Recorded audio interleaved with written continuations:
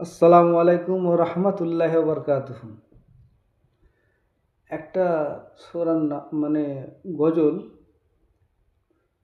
নাত আর কি, আমার একটু দু এক লাইন মনে পড়ে গেল, আপনাদেরকে একটু শোনাই, ভালো লাগলে বলবেন, ঠিক আছে?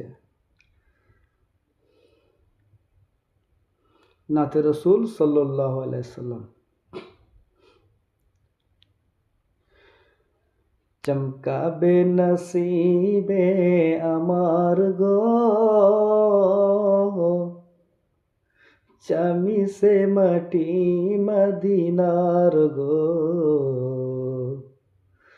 চমকাবে নসিবে আমার গো, চামি সে মাটি মদিনার গো। ও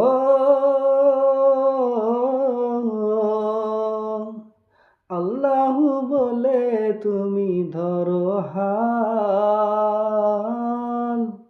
দিদারে নবী মুস্তফা গো, চমকাবে নসিবে আমার গো, চামি সে মাটি মদিনার গো।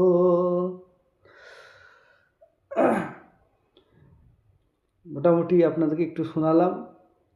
তো ভাইরা, আপনারা সব ভালো, দুনিয়াদারি সব করুন, গজল গান, দুনিয়াদারি সবই করুন, কিন্তু খাস করে আমার আল্লাহ পাকের কথা মাথায় রেখে কিছু হোক না হোক দুনিয়াদারিও করুন, তার সাথে সাথে কমসে কম আখেরাতের কাজটুকু করবেন।